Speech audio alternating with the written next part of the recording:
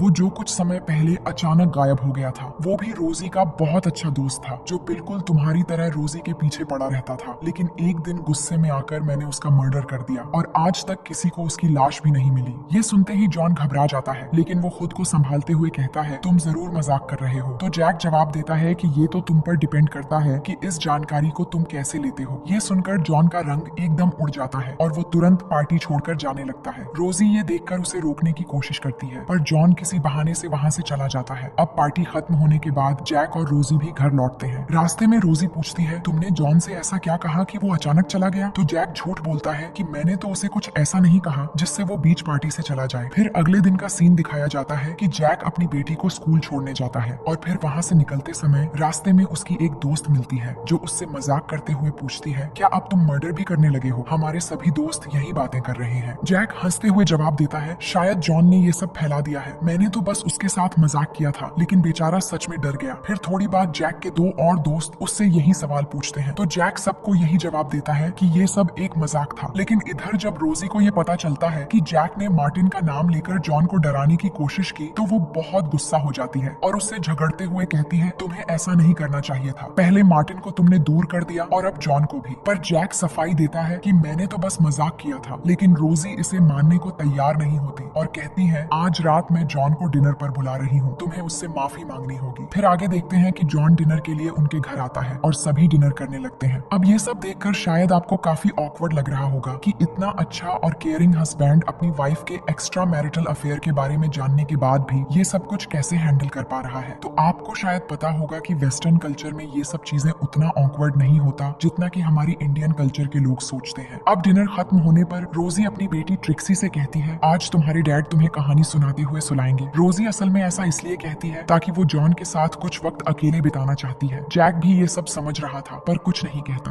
वो ट्रिक्सी को कहानी सुनाते हुए जल्दी सुला देता है और फिर नीचे आता है। नीचे आकर वो मिरर में सब कुछ देखता है कि वो दोनों किस तरह के वक्त बिता रहे हैं। उसे जलन होने लगती है तो गुस्से में वो किचन में जाकर एक प्लेट तोड़ देता है, जिसके आवाज से रोजी किचन में आती है और जॉन के लिए एक और ड्रिंक ले जाने को कहकर वो दूसरे कमरे में चली जाती है। तो जैक जॉन के लिए ड्रिंक लेकर जाता है, लेकिन जॉन को अभी भी उस मर्डर वाली बात पर डाउट था। तो वो जैक से कहता है, क्या तुम्हें नहीं लगता कि तुम्हें उस मर्डर वाली मजाक के लिए मुझसे माफी मांगनी चाहिए? ये सुनकर जैक उस बात से पलट जाता है और गंभीर होकर कहता है, असल में वो मर्डर वाली बात मजाक नहीं थी, मैंने सच में उसके सर पर हथौड़ा मार मार कर उसका काम तमाम कर दिया था। अब माफी मांगने से वो वापस तो नहीं आ जाएगा। ये सुनते ही जॉन की एकदम बत्ती गुल हो जाती है और वो घबराकर वहां से भाग जाता है। लेकिन सवाल ये है कि जैक का ये मजाक सच है या सिर्फ जॉन को डराने का एक तरीका था, ये हमें जल्द ही पता चलेगा। इसके बाद जैक और उसके परिवार को एक पार्टी में दिखाया जाता है जहां उनके दोस्तों के साथ साथ कई सारे और लोग भी शामिल थे। वहां पर जैक की मुलाकात मार्क नाम के एक राइटर से होती है। मार्क जैक की एक बेस्ट फ्रेंड केली का हस्बैंड है जो अक्सर शहर से बाहर रहता है। दोनों एक दूसरे से काफी बातें करते हुए पर्सनल टॉपिक्स पर चर्चा करने लगते हैं। मार्क पूछता है, तुम काम क्या करते हो? तो वो जवाब देता है, मैं अब रिटायर हो चुका हूँ और अब थोड़ा बहुत काम करता हूँ, पर ज्यादातर मैं साइकिलिंग करते हुए वक्त बिताता हूँ। रोजी एक और बात बताती है कि जैक ने असल में एक माइक्रोचिप डेवलप किया है जिसे मिलिट्री वाले अपने ड्रोन सिस्टम में इस्तेमाल करके अपने टारगेट को बड़ी आसानी से हिट कर पाते हैं। ये सुनकर वहाँ मौजूद सभी लोगों को भी ये पहली बार पता चलता है कि जैक सिर्फ एक जीनियस इंजीनियर ही नहीं बल्कि एक कामयाब और अमीर आदमी भी है। लेकिन दुख की बात यह है कि इतना कुछ होने के बाद भी जैक की जिंदगी में सुकून नहीं है, क्योंकि एक वफादार पत्नी ही एक आदमी को पूरी तरह से अमीर बनाती है। अब पार्टी में सभी लोग काफी एंजॉय करते हैं, जहाँ जैक अपनी बेस्ट फ्रेंड केली के साथ डांस करने लगता है और ये देखकर रोजी मन ही मन काफी जलन महसूस करती है। अब यहाँ से हमें कुछ दिन बाद का सीन दिखाया जाता है जहाँ ट्रिक्सी और स्कूल के कई सारे बच्चे खेल रहे होते हैं। इसी दौरान जैक को बैंक से एक कॉल आता है जिससे उसे पता चलता है कि रोजी ने हाल ही में $3000 एक दूसरे अकाउंट में ट्रांसफर किया है। फिर जब वो और डिटेल पूछता है तो उसे पता चलता है कि ये अमाउंट चार्ली नाम के एक लड़के को ट्रांसफर की गई है जो लाइव पियानो बजाता है। ये सुनकर जैक समझ जाता है कि रोजी ने एक नया बॉयफ्रेंड ढूंढ लिया है, क्योंकि जॉन तो उसे छोड़ चुका था। इसके बाद जैक उस लड़के का पता लगाने लग जाता है। फिर शाम को जब वो एक रेस्टोरेंट के लाइव पियानो सेशन में जाता है तो वहाँ उसे रोजी भी दिखाई देती है जो वहाँ बैठकर बड़े अच्छे से पियानो सुन रही होती है। इससे जैक समझ जाता है कि यही वो नया लड़का है। अब रोजी के इस नए रिलेशन के बाद वो अक्सर देर रात घर लौटने लगती है, जिससे ये साफ हो जाता है कि वो चार्ली के साथ गहरे रिलेशन में आ चुकी है। जैक को इस बात से जलन होने लगती है, पर इस बार वो कुछ नहीं कहता। फिर एक रात रोजी घर नहीं आती और अगली सुबह जब घर लौटती है तो जैक गुस्से में आकर उससे पूछता है कि तुम सारी रात कहाँ थी? तुम्हारी एक फैमिली है और 6 साल की एक बेटी भी है, और ये चार्ली नाम के लड़के को तुमने इतने सारे डॉलर्स क्यों ट्रांसफर किए? रोजी पर इस सवाल का कोई असर नहीं पड़ता। उल्टा वो जैक को बताने लगती है कि वो पूरी रात कहाँ कहाँ थी और किसके साथ थी, क्योंकि वो जानती है कि जैक को इस बात की जेलेसी हो रही है और उसे ये भी पता है कि चाहे वो कुछ भी करे, जैक उसे कभी भी खुद से दूर नहीं करेगा, इसलिए वो इस बात का भरपूर फायदा उठाती है। अब आगे हम देखते हैं कि जैक के एक दोस्त माइल्स के घर में पूल पार्टी है, जहाँ रोजी चार्ली को भी इनवाइट करती है, और जैसे ही चार्ली पार्टी में आता है वो उसके साथ चिपकना शुरू कर देती है और सबके साथ उसका इंट्रोड्यूस करवाने के बाद चार्ली पियानो बजाने लगता है। इससे बाकी लोगों के साथ साथ रोजी भी बहुत खुश होकर डांस करने लगती है, पर जैक को ये सब बिल्कुल भी पसंद नहीं आ रहा था। फिर रोजी चार्ली को अपना नया दोस्त कहकर जैक से भी मिलवाती है, तो जैक भी थोड़ा बहुत बात कर लेता है। अब रात के समय जैक रोजी को ढूंढ रहा होता है और ढूंढते हुए घर के अंदर जाने के बाद वो रोजी और चार्ली को चुपके से एक रूम से निकलते हुए देख लेता है। इससे वो समझ जाता है कि ये दोनों वहाँ पर क्या कर रहे थे। आगे देखते हैं कि सारे लोगों के साथ साथ पूल में रोजी और चार्ली भी नहा रहे होते हैं, और इस दौरान दोनों एक दूसरे से बहुत ज्यादा चिपक कर मस्ती कर रहे थे। जैक ये सब देखकर अंदर ही अंदर बहुत ज्यादा गुस्सा हो रहा था, पर यहाँ वो क्या ही कर सकता था। लेकिन तभी अचानक बारिश आ जाती है, जिससे सारे लोग बारी बारी घर के अंदर भाग आते हैं, पर सबसे आखिर में जैक अंदर आता है। अब घर के अंदर सभी लोग खाने के लिए कुछ न कुछ बना रहे होते हैं और काफी एंजॉय कर रहे थे। लेकिन कुछ देर बाद चार्ली को ढूंढते हुए रोजी जब बाहर जाती है तो पूल में चार्ली की डेड बॉडी देखकर चिल्लाने लगती है। फिर सारे लोग जाकर जल्दी से चार्ली को पूल से बाहर निकालते हैं और उसे सीपीआर देने लगते हैं। सभी घबरा जाते हैं कि अचानक उसे क्या हुआ, लेकिन चार्ली तो पहले ही मर चुका था। इसके बाद इन्वेस्टिगेशन के लिए पुलिस आते हैं और सभी से पूछताछ करने लगते हैं। इस दौरान रोजी गुस्से में आकर पुलिस के सामने चिल्लाने लगती है कि चार्ली को जैक नहीं मारा है। ये सुनकर बाकी सब पुलिस को बताते हैं कि इन दोनों के रिलेशन अच्छे नहीं चल रहे हैं, इसलिए रोजी गुस्से में ये सब कह रही है। बारिश शुरू होते ही जैक हमारे साथ घर में आ गया था, इसलिए जैक पर शक करना ठीक नहीं होगा। अब क्योंकि जैक के खिलाफ कोई सबूत या गवाह नहीं है, इसलिए पुलिस उसे दूसरे रूम में ले जाकर बस थोड़ा बहुत पूछताछ करके छोड़ देते हैं। लेकिन इस इंसिडेंट की वजह से रोजी जैक से और भी दूर हो जाती है। फिर कुछ दिन बाद हम देखते हैं कि जैक साइकिलिंग कर रहा है और वो बार बार इस बात को याद कर रहा होता है कि उसने चार्ली को किस तरह डुबाकर मारा था। साथ ही वो ये भी इमेजिन करता है कि रोजी और चार्ली अकेले में क्या क्या कर रहे होंगे। ये सब कुछ सोचकर वो परेशान हो रहा था, यानी कि चार्ली को पूल में डुबाकर मारने वाला जैक ही था और उसने ये सब गुस्से में आकर किया था। लेकिन किसी को भी नहीं पता कि असल में जैक ही वो शातिर आदमी है जो अपनी बीवी के आशिकों को बहुत ही बुरी तरह से मार रहा है। फिर आगे देखते हैं कि जैक अपनी बेटी को लेकर स्कूल गया होता है और वहाँ से निकलते वक्त उसकी फ्रेंड केली आकर उससे मिलती है। वो कहती है कि तुम्हें ये बताना ठीक होगा कि नहीं, पर रोजी उस दिन हमारे घर आई थी और उसने मेरे हस्बैंड मार्क के साथ मिलकर तुम्हारे पीछे एक पर्सनल डिटेक्टिव लगा दिया है, क्योंकि चार्ली के मरने के बाद वो तुम पर शक कर रही है। फिर आगे हम देखते हैं कि रात के डिनर में जैक मार्क और केली को इनवाइट करता है और फिर मार्क को दूसरे कमरे में ले जाता है जहाँ वो स्नेल रखा करता था। वहाँ उसे बताता है कि मेरी वाइफ की बातों में आकर मेरे पीछे डिटेक्टिव लगाना बंद करो। तुम भी तो उस रात वहाँ मौजूद थे, तो तुम्हें क्या लगता है, क्या मैंने चार्ली को मारा होगा? मार्क कोई जवाब नहीं देता, मगर वो जैक को इतनी आसानी से छोड़ने वाला नहीं है। जैसा कि हमें पता है कि मार्क एक राइटर है और वो इसमें इतना ज्यादा इंटरेस्टेड इसलिए है क्योंकि वो असल में जैक की पर्सनल लाइफ के ऊपर एक जबरदस्त क्राइम स्टोरी लिखना चाहता है जो उसे नाम और शोहरत दिला सके। मगर उसका ये इंटरेस्ट उसे किस हद तक ले जाएगा ये हमें बहुत ही जल्द पता लग जाएगा। अब स्टोरी थोड़ी आगे बढ़ती है और एक दिन जैक को पता चलता है कि रोजी ने फिर से एक नया बॉयफ्रेंड बना लिया है जो उसी के कॉलेज का एक फ्रेंड है। जैक उन्हें एक साथ घूमते हुए देखता है और रोजी के इस नए बॉयफ्रेंड का नाम टोनी है। फिर एक दिन टोनी रोजी से मिलने घर भी आ जाता है। जैक भी घर पर होता है और वो ये देखकर सब समझ रहा होता है। फिर वो सब एक साथ डिनर करते हैं, जिसके बाद टोनी मौका मिलते ही रोजी के साथ उसके कमरे में जाता है और वहाँ उसके साथ रोमांटिक होने लगता है। जैक भी ये सब चुपके से देख रहा होता है और इस बार रोजी भी उसे देख लेती है, जिससे वो एक ऑकवर्ड सिचुएशन में आ जाती है। फिर अगले दिन जैक एक कार से टोनी का पीछा करता है और मौका देखकर उसके सामने गाड़ी ले जाता है और थोड़ी कैजुअल होकर कहता है कि अरे तुम तो यहाँ हो, रोजी कितनी देर से तुम्हें कांटेक्ट करने की कोशिश कर रही है, शायद तुमसे कुछ काम है, चलो मेरे साथ मैं तुम्हें छोड़ देता हूँ। अब रोजी से मिलने के लिए टोनी जैक की गाड़ी में बैठकर निकल पड़ता है, लेकिन जैक कार ड्राइव करते हुए टोनी को बहुत दूर जंगल के बीचों बीच एक जगह ले जाता है जहाँ कोई भी नहीं था। फिर गाड़ी से उतरने पर टोनी पूछता है कि यहाँ पर हम क्या करने आए हैं। इतने में जैक एक पत्थर लेकर टोनी के सर पर मार देता है। टोनी कुछ समझ पाता इससे पहले वो एक और बड़ा पत्थर उठाकर उसे फिर से मार देता है, जिससे अनकंट्रोल होकर टोनी नीचे खाई में गिर जाता है और वहीं पर तुरंत उसकी मौत हो जाती है। इसके बाद जैक नीचे जाकर टोनी को चेक करता है कि वो मरा है या नहीं। फिर उसकी डेड डेड बॉडी से पत्थर बांधने लगता है और इस दौरान उसे टोनी की एक वॉलेट भी मिलती है जिसे वो अपने पास रख लेता है। फिर उसे नदी में ले जाकर डूबा देता है ताकि उसकी बॉडी किसी को न मिले। अब अगले दिन हम देखते हैं कि रोजी और ट्रिक्सी पिकनिक पर जाने के लिए तैयार हो रहे थे। तभी जैक घर पर आता है तो रोजी पूछती है, क्या तुम भी हमारे साथ चलना चाहोगे? जिस पर वो चलने के लिए तैयार हो जाता है और पूछता है कहाँ जाने का प्लान है? तो ट्रिक्सी कहती है कि हम पास के ही फॉरेस्ट साइड में जा रहे हैं। अब अगले सीन में हम उन्हें उस जगह पर देखते हैं जहाँ जैक मन ही मन डर रहा था, क्योंकि ये असल में वही जगह है जहाँ पास की नदी में उसने टोनी को दफन किया था। वहाँ एक जगह पर दोनों बातें कर रहे थे और रोजी भी काफी खुश नजर आ रही थी। वहीं ट्रिक्सी अपने डॉग के साथ चारों तरफ घूमकर जंगल देख रही थी। यहाँ रोजी जैक से पूछती है, तुम अभी भी मेरे साथ क्यों रहना चाहते हो जबकि एक के बाद एक मुझे छोड़कर जा रहे हैं? तो जैक भी काफी रोमांटिक होकर बात करता है कि मुझे नहीं पता, पर मैं बस तुम्हारे साथ पूरी जिंदगी बिताना चाहता हूँ। ये सुनकर रोजी भी इम्प्रेस हो जाती है, जिससे दोनों काफी करीब आ जाते हैं। तभी ट्रिक्सी अपने डैड को आवाज देती है तो जैक उसे देखने चला जाता है। ट्रिक्सी कहती है कि उसका डॉग नदी के किनारे से नहीं हट रहा है। तभी जैक नदी की ओर देखता है तो उसे पता चलता है कि टोनी की लाश ऊपर से नजर आने लगी है और अब उसे कोई भी देख सकता है। तो वो जल्दी से किसी बहाने से अपने परिवार को लेकर वहाँ से निकल आता है, लेकिन रोजी कहती है मैं तो अपनी स्कार्फ वहाँ भूल आई हूँ। तो जैक कहता है चिंता मत करो, मैं कल वापस आकर तुम्हारा स्कार्फ ले आऊंगा, क्योंकि उसे टोनी की बॉडी को फिर से ठिकाने लगाना होगा। फिर घर में आने के बाद हम देखते हैं कि जैक रोजी से पूछता है, क्या टोनी ने तुम्हें फोन किया था? तो वो कहती है नहीं, टोनी 2 दिन से बात ही नहीं कर रहा, शायद वो भी बाकी लोगों की तरह चला गया है। इसके बाद वो जैक के पास आकर उसे गले लगाती है और कहती है, क्या आज रात तुम मेरे रूम में रहोगे? क्योंकि वो ज्यादातर समय अलग ही सोते थे। इसके बाद हम दोनों को एक साथ देखते हैं जहाँ वो एक दूसरे के बहुत करीब आ जाते हैं और फुल मूड में रोमांस करने लगते हैं। फिर अगली सुबह होते ही जैक अपनी साइकिल लेकर फिर से उस लोकेशन पर जाता है और वहाँ पहुंचकर वो एक स्टिक से टोनी की बॉडी को फिर से पानी में डुबाने की कोशिश करता है। दूसरी तरफ रोजी जैक के स्नेल वाले रूम में जाती है और वहाँ थोड़ी देर छानबीन करने के बाद उसे टोनी की वही वॉलेट मिल जाती है। इससे वो सब कुछ समझ जाती है कि जैक ने आखिरकार टोनी को भी मार दिया है। दूसरी तरफ जैक टोनी की बॉडी को डुबाने की कोशिश कर रहा था। तभी वहाँ मार्क भी पहुंच जाता है और पूछता है, तुम वहाँ क्या कर रहे हो? तो जैक घबराकर बातें बनाने लगता है, लेकिन मार्क कुछ गड़बड़ समझकर जब थोड़ा आगे बढ़ता है तो वो टोनी की बॉडी को देख लेता है और घबराकर जल्दी से अपनी कार लेकर बहुत तेजी से भागना शुरू कर देता है। ये देखकर जैक भी अपनी साइकिल से उसका पीछा करने लगता है, क्योंकि मार्क जाकर पुलिस को बता देगा। मगर मार्क काफी तेजी से कार ड्राइव करके बहुत आगे चला जाता है। ये देखकर जैक शॉर्टकट लेकर उस तक पहुंचने की कोशिश करता है और शॉर्टकट से आगे बढ़कर जैसे ही मार्क के कार के सामने गिरता है तभी मार्क अनकंट्रोल हो जाता है और कार समेत सीधा ढलान से नीचे नदी में जा गिरता है और इस एक्सीडेंट से ऑन द स्पॉट उसकी मौत हो जाती है। दूसरी तरफ रोजी सब कुछ समझने के बाद हमेशा के लिए घर से चले जाने का फैसला करती है और ट्रिक्सी के साथ साथ अपना सामान भी पैक कर लेती है। लेकिन कुछ देर बाद ट्रिक्सी आकर सारा पैक्ड सामान ले जाकर पूल में फेंक देती है। तो रोजी ये देखकर पूछती है, तुम ये क्या कर रही हो? जिस पर ट्रिक्सी जवाब देती है कि हम डैड को छोड़कर कहीं नहीं जाएंगे। ये सुनकर रोजी भी सोच में पड़ जाती है और रहने का मन बना लेती है, क्योंकि वो समझ चुकी थी कि उसके जाने से परिवार टूट जाएगा और कहीं न कहीं उसी की वजह से जैक ये सब कर रहा है। इसके बाद वो टोनी का वॉलेट भी जला देती है, क्योंकि ये एक एविडेंस बन सकता है। अब